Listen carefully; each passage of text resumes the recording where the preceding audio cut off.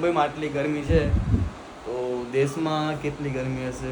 અમારે ડિલિવરી કરવા જવાનું છે કહીશ ખરેખર. આ બધું હું કામ કરું પપ્પિયાભાઈ વિશાલભાઈ? भांडी माटे साफसूफ बस कर दो भी गाड़ी का 4 नहीं 5 लेके जा. આ છે અમારે કૃષ્ણ જે પાગલખાનામાં દાખલ થઈ ગયા હતા પણ પાછા આવી ગયા છે. જો આગળ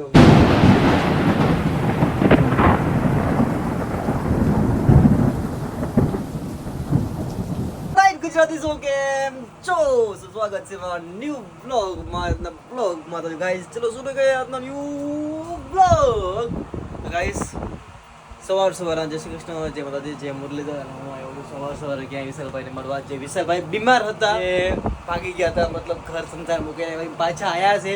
જુનાગઢ ગયા હતા, એમાંથી મેં પકડીને પાછો લાવ્યો છું. અને આ છે અમારે કૃષ્ણ જે પાગલખાનામાં દાખલ થઈ ગયા હતા પણ પાછા આવી ગયા છે. જો આગળ પાગલખાનામાં દાખલ થઈ ગયા પાછા આવ્યા. તો ગાઈસ સવાર થોડી મસ્તી કરું છું. તો ગાઈસ આપણે આજે ક્યાં જવાનું છે ખબર હે? તમારે ખબર જ છે જે આપણે ક્યાં જવાનું છે, હરોજનો જે એરિયો છે રેગ્યુલર એરિયો ત્યાં જવાનું છે. પણ ગાઈસ મુંબઈમાં એટલી ગરમી છે કે વાત ના પૂછો. બોલો ફૂલ એટલે ફૂલ ગરમી છે, એટલે શું કહીએ બોલો. અને ગાઈસ આજે આપણે બીજું કંઈક કરવું છે, જેમ કે ઓર્ડર લેવા જવું છે.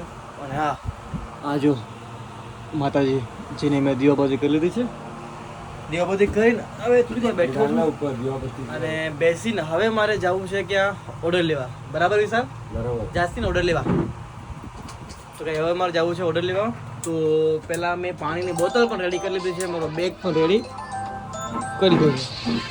ચલો ગાઈસ તમને કહું, મને સવારમાં કોણ મળ્યું? આમ જો રાજપૂતભાઈ.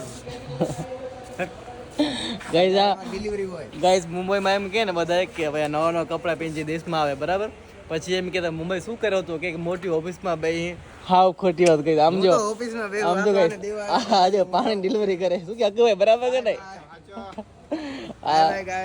હા આમ ના હોય પપ્પુ, હા આમ ના હોય. તો ગાઈસ આજે છે ને આપણે એક્ટિવા નહીં પણ આજે આપણે લઈ જવાના છે દિનેશભાઈની બાઇક. દિનેશભાઈની બાઇક જે સામે પડી છે વિક્રાંત વ્હાઇટ રેડ કલરની, એ લઈ જવાની છે. ભાઈ તમે મારી એક્ટિવા ક્યારે ફ્રી આપશો? જો આ ગાઈસ આ આપણી એક્ટિવા છે, બહુ ખરાબ કરી નાખી છે આ લોકોએ. કેમ ભાઈ?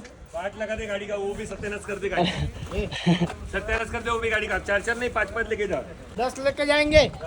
ગાઈસ મને એમ છે કે હજી સુધી આવ્યો કેમ નહીં અમારા નંગ ઓય ઓય ઓય ઓય ઓય. હલો ગાઈસ આપણે નીકળી આપણે એરિયામાં, કારણ કે તડકો વધારે છે તો પહેલા પહોંચી એરિયામાં. આમ જો આવો તડકો છે મુંબઈમાં હે ને. હા હા હા હા હાલો પહોંચીએ ફટાફટ એરિયામાં. જાસી એરિયામાં જાય વિજય વિશાલ દેખા જોયું ગાઈસ અમારે હીરો ભાઈ હીરો. હાલો ગાઈસ પહોંચી એરિયામાં. શું ગાઈસ આવ્યો તો અહીંયા એરિયામાં આવીને ઓર્ડર લઈને બેઠો છું. મેં કીધું ભાઈ સાયો મળ્યો છે. જો અહીંયા પાર્કિંગ રાખી હતી મેં મારી ગાડીને, આ દિનેશભાઈનું બાઇક લઈ આવ્યો છું. ત્યાં પાર્કિંગ રાખી હતી, ત્યાં પાર્કિંગ હતી એટલે પાર્કિંગ રાખી હતી અને ગાડી સાઈ હતી. મેં ચલો કીધું ફ્રેન્ડ સાથે વાતચીત કરી લઉં. ગાઈસ એટલો તડકો છે, ફૂલ તડકો છે, તો તડકામાં આપણે કામ કરીએ છીએ. ગાઈસ હવે આપણે છે ને આગળ વધવું છે, કારણ કે અહીં સાયો હતો એટલે ચલો સાયામાં થોડુંક બેસું અને આરામ કરું ને પછી આગળ જઈશ. તો હવે જો છે ને આ બધી પાર્કિંગ પડી છે, આપણે મસ્ત આરામ કરી લીધો ને હવે વધવું છે આપણે આગળ. બરાબર તો જલ્દી જશે અને એરિયામાં અને જલ્દી કરશે એરિયા પૂરો. એરિયામાં ગયો તો એરિયામાં જઈને આવી ગયો છું, આવીને ફ્રેશ થઈ ગયો છું. ફ્રેશ થઈને હવે મારું બીજું કામ છે. આજે સવારે જીમ નહોતો જ ખાઉં તો અત્યારે જઈ રહ્યો છું અને જીમથી આવીને પછી કાંઈક બીજું વિચારશે. પણ ફિલહાલ જઈએ આવી આપણે જીમ. હાલો પહોંચીએ હવે જીમમાં. તો ગાઈસ આવી ગયા છીએ જીમમાં અને ઠંડુ પાણી બોટલ લઈ આવ્યો છું, કારણ કે ગરમી વધારે છે એટલે. તો ચલો ફટાફટ કરી લઈએ આપણે મસ્ત સારામાં સારું વર્કઆઉટ. ગાઈસ વર્કઆઉટ કરીને આવ્યો તો ઘરે અને આવીને અમે લોકો ડાયરેક્ટ જમવાનું બનાવીને અમે લોકો બધે ખાઈ લીધું છે. મતલબ કે બધા મેં પપિયાએ વિશાલીએ અને અકોડે બધે. હા એ વિશાલ પપિયાએ અમારે પપીઓ છે એને આ બધું જો ઝાડુ પોછા કરે રહ્યો. મેં તો જલ્દી ઝાડુ પોછા કરી નાખે એટલે આપણે બધું હોઈ જાય યાર, કારણ કે આ તો કાઢશું છે સમજો. ઝાડુ પોછા ધીમે ધીમે કરશે.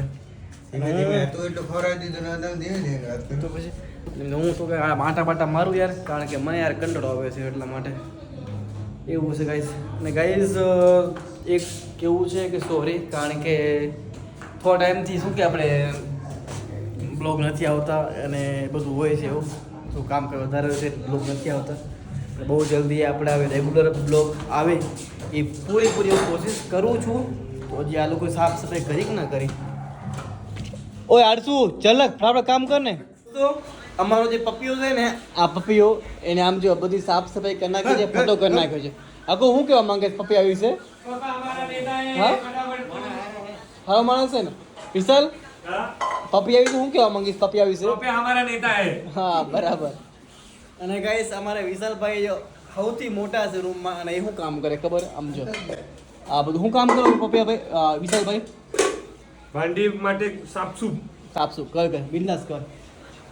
અને ગાઈસ અહીંયા સાફ સફાઈ થાય છે, જેમ સાફ સફાઈ થઈ જાય ને ત્યાં લગી હું બ્લોગ બનાવેલો એમ. તો આપણે ભાઈ ભાઈ સુઈ જાય પપ્પિયા, સુઈ જાય ના જાગી 4-5 વાગે. તો ગાઈસ 4-5 ના જગા નાનો.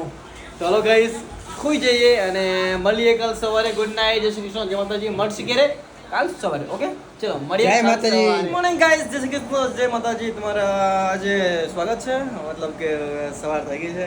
તો ગાઈસ આજે અમે ઉઠ્યા છીએ અને કોઈ છે નહીં, હું અને વિશાલ છીએ, કારણ કે આજે અમારે બહુ મોટું કામ કરવા જવાના છે.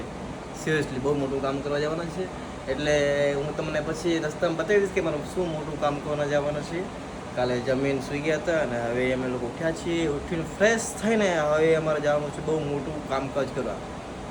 તમે કે બહુ મોટું કામકાજ? હા ખરેખર બહુ મોટું કામકાજ છે, એ હું તમને રસ્તામાં બતાવીશ. તો પહેલાં તો અમે લોકો જમવાનું મતલબ બ્રેકફાસ્ટ રેડી છે. તો હવે વિશાલ આવે એટલે અમે લોકો નાસ્તો કરીને અમે નીકળ્યા છીએ ક્યાં જે અમારા જે કામ કરવાનું છે ત્યાં. તો બન્યા રહેજો, વિડીયોમાં આવશે બહુ જ અનોખી મજા. ફાઇનલી અમે લોકો નીકળી ગયા છીએ, હું અને અમારા વિશાલભાઈ. તો હું અને વિશાલ અમે જાય છીએ ક્યાં ખબર ગઈશ તમારે કીધું હતું ને જ્યાં અમારે કામ જે મોટું છે ત્યાં. અને આ જો આ લઈ જાય પાણીનો બોતલ છે ભાઈ, બીજું કાંઈ નથી. તો હાલો. અને અહીંયા અમારે જો બેનો જે સાફ સફાઈ કરી છે ને, એટલે અમારે હાંચવીને હાલવું પડે છે. હાલો હાલો. આ ગરમીમાં મને એમ કે ભાઈ કોઈક સારી ગાડી ચલાવવા આપશે મને ચાવી. મને એમ કે આજે મને છૂટી મળી છે બહુ મુશ્કેલથી, કોઈક સારી ગાડી ચલાવવા આપશે. પણ આમ જો એ શું આપી, આ એકો આપી મને, વિચાર કરો. મારે ને વિશાલને આજે જે મેં તમને કીધું બહુ મોટું કામકાજ છે, એટલે અમારે આજે ડિલિવરી કરવા જવાનું. વિચાર કરો, અમારે ડિલિવરી કરવા જવાનું છે કહીશ ખરેખર. આ ભંગાર ગાડીમાં આ જો આ ખુલતી નહીં રે, હે ભગવાન. કારણ કે ગાઈસ જે અમારો સ્ટાફ છે ને એમાં અમુકના પગ ભંગાઈ ગયા છે ને અમુકના હાથ ભંગાઈ ગયા છે, એ બધું થઈ ગયું છે. એટલે આ હા તમારો ફેસ જોઈ કેટલી ગરમી થાય રે ભગવાન. તો પહેલાં એક કામ કરીએ, થોડું આગળ જઈને થોડું રિલેક્સ થઈ પછી વાત કરીએ. ફાઇનલી ગાઈસ આવી ગયા છીએ અમે લોકો ડિલિવરી કરીને.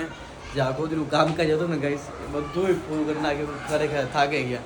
અને આવીને હું ડાયરેક્ટલી સલૂનમાં ગયો અને થોડા હેર કટિંગ એ બધું કરી આવ્યો છું.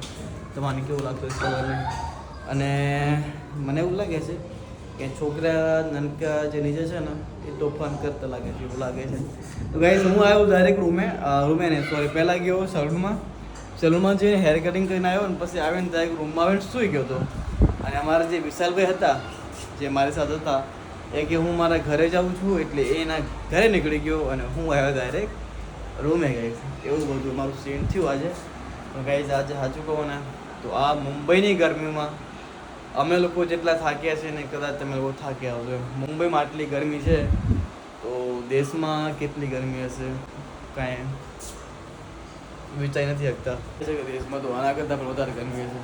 અને ગાઈસ મારું એક પાર્સલ છે જે એક દિવસ પહેલાં આવ્યું છે પણ મેં તમને બતાવ્યું નથી, એ બતાવું.